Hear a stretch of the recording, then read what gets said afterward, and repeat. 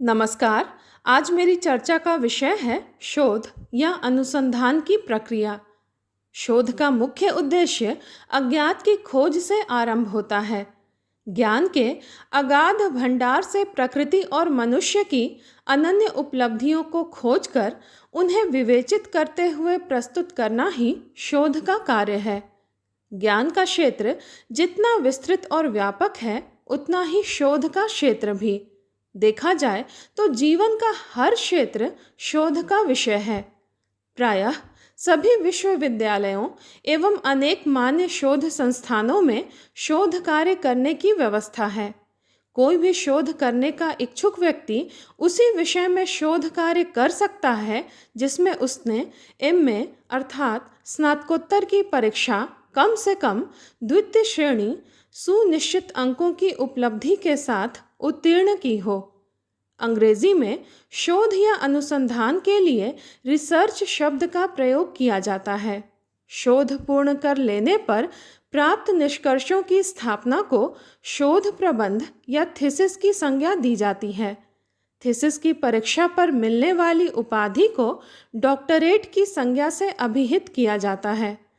Doctor of philosophy यानी PhD की उपाधि प्राप्त करने वाले को हिंदी में हम दर्शनाचार्य कहते हैं।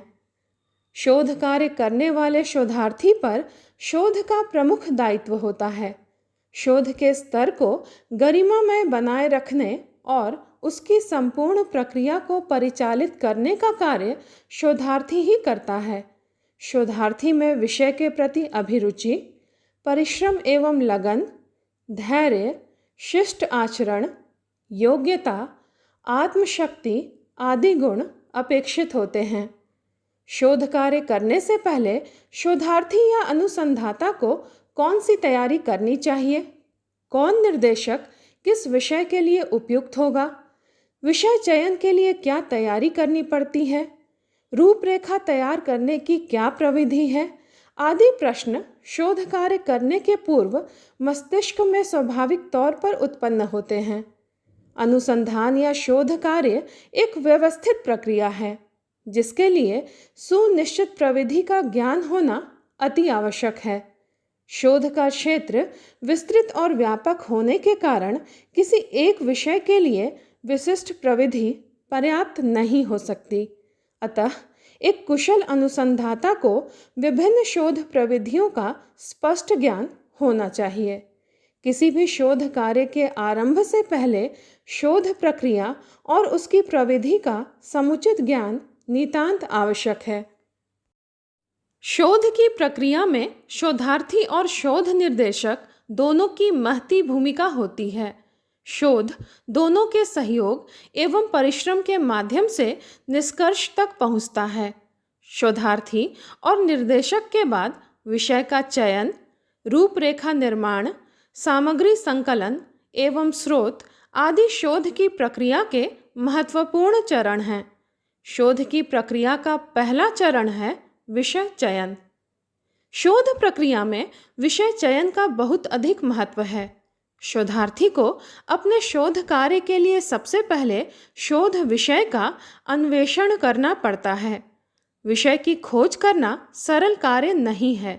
शोधार्थी को विश्वविद्यालयों, शोध केंद्रों, पुस्तकालयों आदि द्वारा समय समय पर प्रकाशित होने वाली सूचियों के अध्ययन और अवलोकन से विषय चयन में सहायता मिल सकती है। उसे संबंधित विद्वानों से भी परामर्श लेना चाहिए। वह स्वयं विभिन्न केंद्रों पर संपन्न हुए और होने वाले शोध कार्यों का अध्ययन करके यह खोज करे कि उसके शोध के लिए उपयुक्त विषय क्या होगा। विषय चयन में रुचि के साथ साथ शोधार्थी को अपनी योग्यता और क्षमता को भी ध्यान में रखना आवश्यक है। किसी भी व्यक्ति को अपनी रुचि के अनुसार कार्य करने में आनंद की प्राप्ति होती है। डॉक्टर विनय मोहन शर्मा ने विषय के चुनाव से संबंधित एक बहुत ही महत्वपूर्ण और उपयोगी सुझाव दिया है। अनुसंधान प्रेमियों को सबसे पहले अपनी रुचि के विषयों की सूची बना लेनी चाहिए और रुचि प्राधान्य के अनुसार उनका क्रम निर्धारित कर लेना चाहिए। इसके पश्चात यह देखना चाहिए कि अपने विषय में से ऐसा कौन सा विषय है जिस पर अनुसंधान नहीं हुआ है, और हुआ भी है तो किस रूप में हुआ है।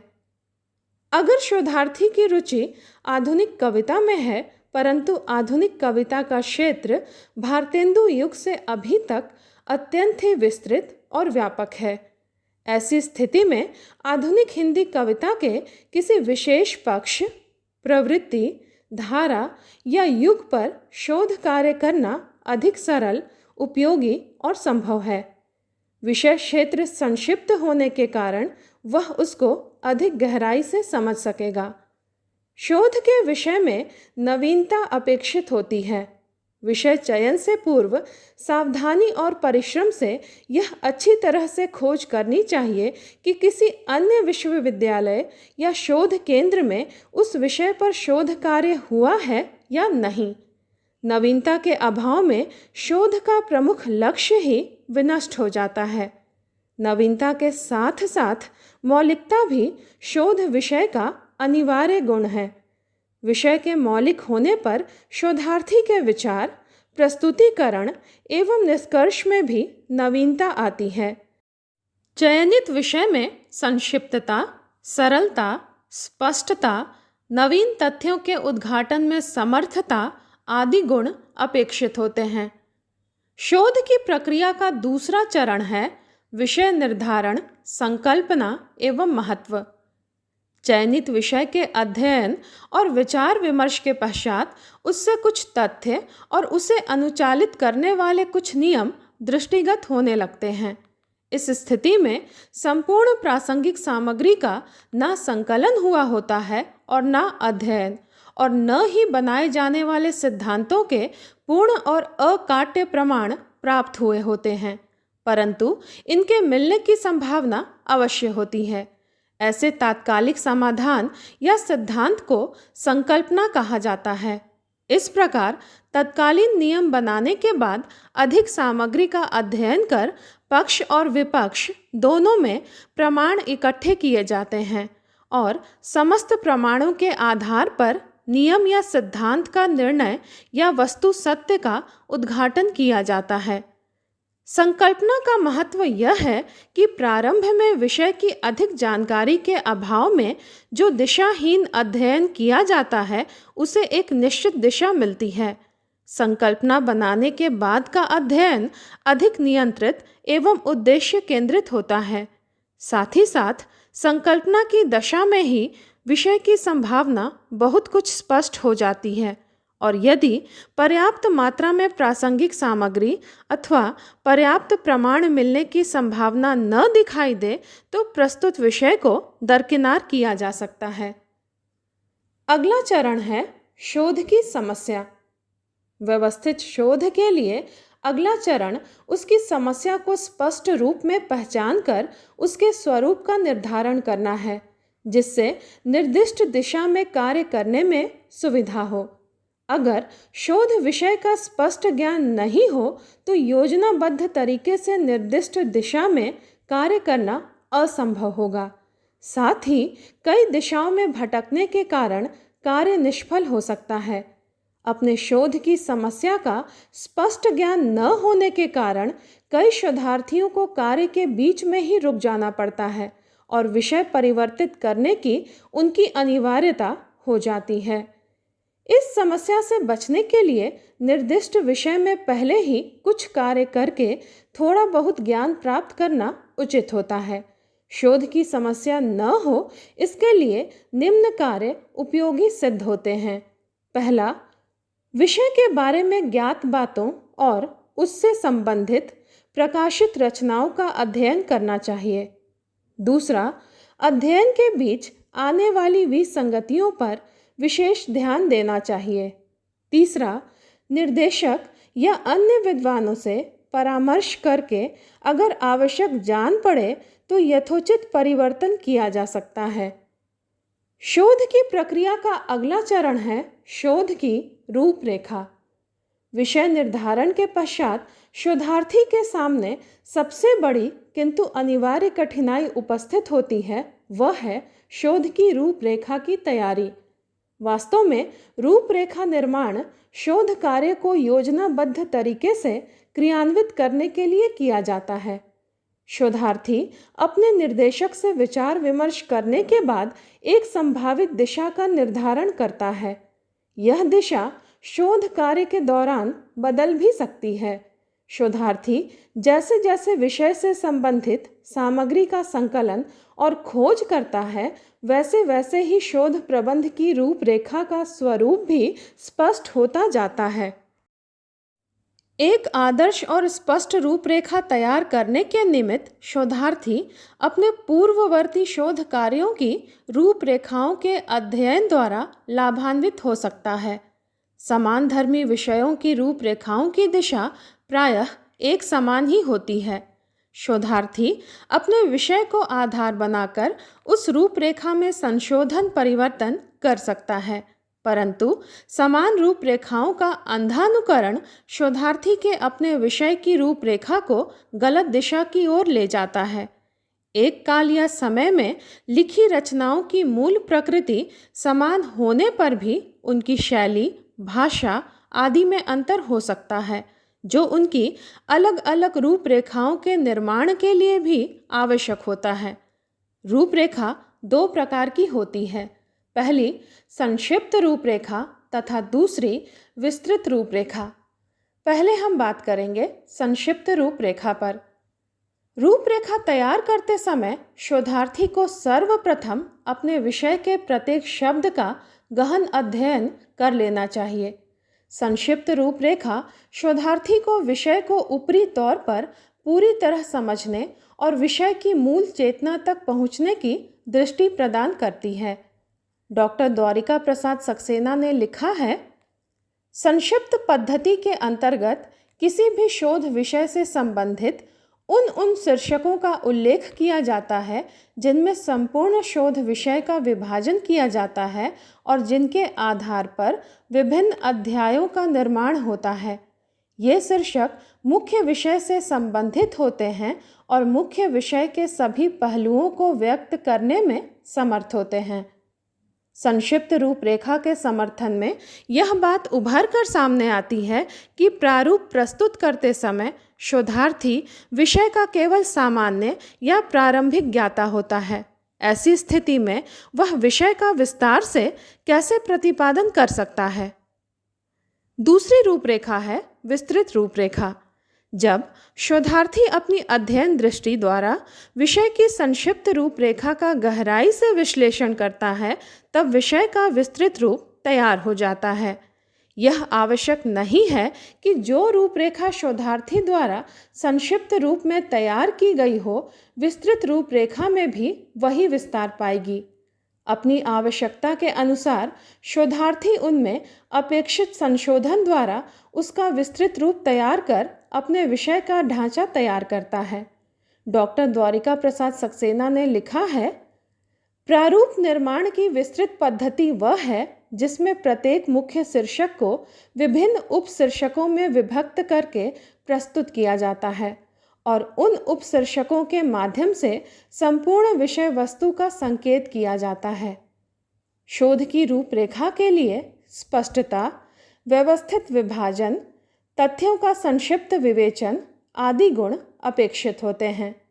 मुख्य रूप से शोध प्रबंध का पूर्ण ढांचा 4 भागों में विभक्त होता है। पहला भूमिका, दूसरा मूल विषय वस्तु, तीसरा निष्कर्ष तथा चौथा परिशिष्ट। शोध कार्य में मूल विषय वस्तु की ही रूपरेखा तैयार की जाती है। शेष अन्य भाग शोध कार्य पूरा होने के बाद ही लिखे जाते हैं। इस पद्धति द्वारा ही शोध प्रबंध अपनी चरम अवस्था तक पहुंचता है। इस कारण शोध प्रबंध में रूपरेखा की भूमिका असंदिग्ध है। शोध की प्रक्रिया का अगला सोपान है सामग्री संकलन एवं स्रोत। शोध सामग्री से तात्पर्य उन बिखरे हुए तथ्यों से है जिनके आधार पर कोई अनुसंधाता अपने शोध प्रबंध का लेखन करता है।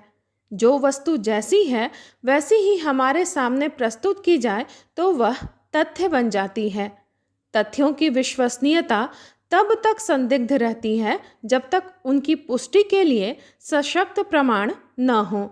प्रमाण युक्त विश्वसनीय तथ्य के उपयोग द्वारा ही मनुष्य ज्ञान के क्षेत्र में निष्कर्ष तक पहुंचता है।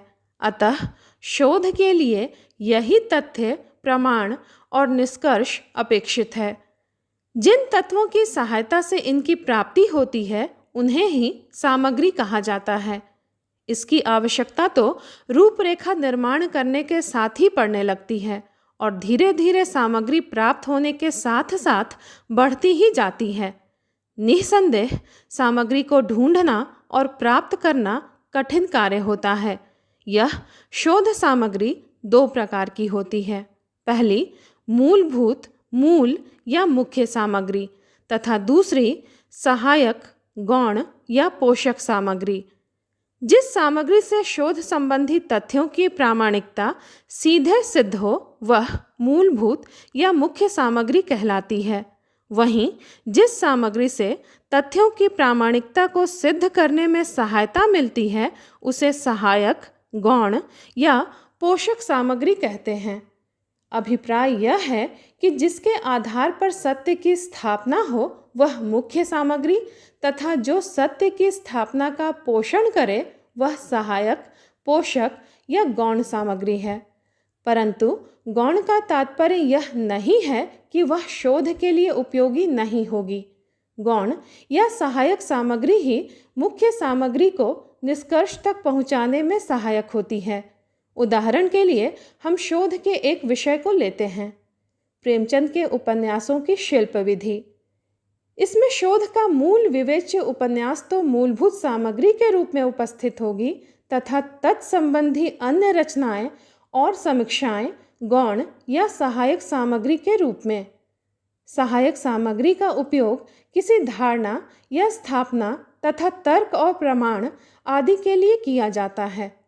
सामग्री के संकलन के समय शोधार्थी को अपने निर्देशक से लगातार संपर्क में रहना चाहिए ताकि उसके पास व्यर्थ की सामग्री न होकर सही और उपयुक्त सामग्री का संकलन हो। शोधार्थी अपनी आवश्यकता के अनुसार विभिन्न स्रोतों से शोध सामग्री का सावधानी एवं परिश्रम से संकलन करता है। सामान्यतः शोध सामग्री निम्न स्रोतों से प्राप्त की जा सकती है।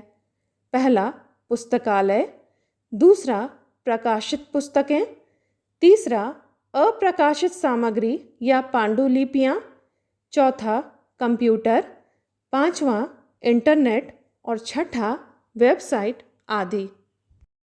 सामग्री संकलन का पहला स्रोत है पुस्तकालय।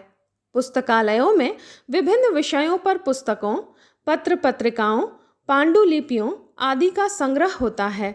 बड़े पुस्तकालयों में तो संदर्भ विभाग भी होता है।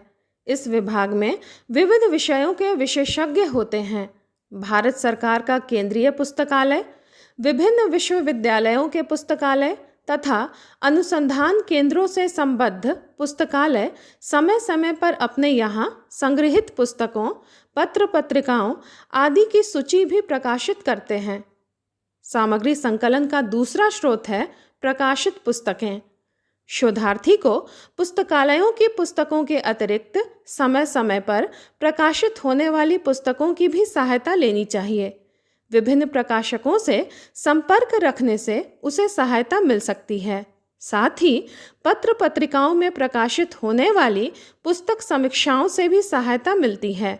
पुस्तकालय में किसी भी नई पुस्तक को आने में समय लग सकता है, जबकि प्रकाशकों या पुस्तक विक्रेताओं के यहाँ शोधार्थी सभी प्रकाशित पुस्तकों का अवलोकन, अध्ययन कर सकता है।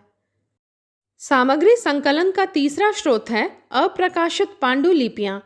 हिंदी में आज भी बड़ी संख्या में ग्रंथ अप्रकाशित हैं।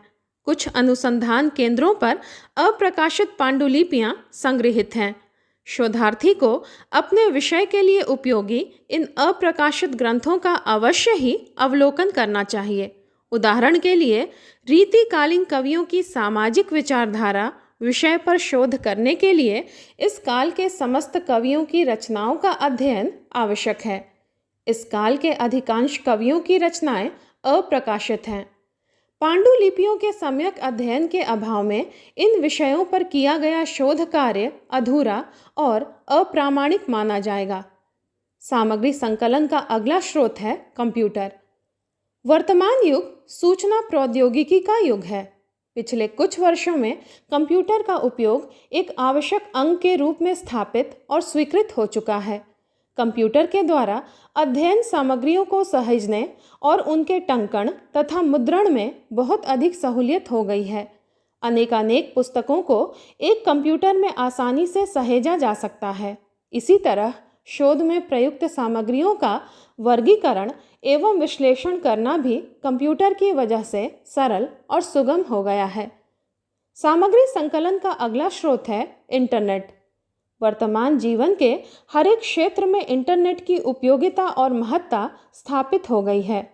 सूचनाओं या जानकारियों की खोज इंटरनेट के माध्यम से अत्यंत सरल हो गई है। देश विदेश का कोना कोना इंटरनेट के माध्यम से एक साथ जुड़ गया है।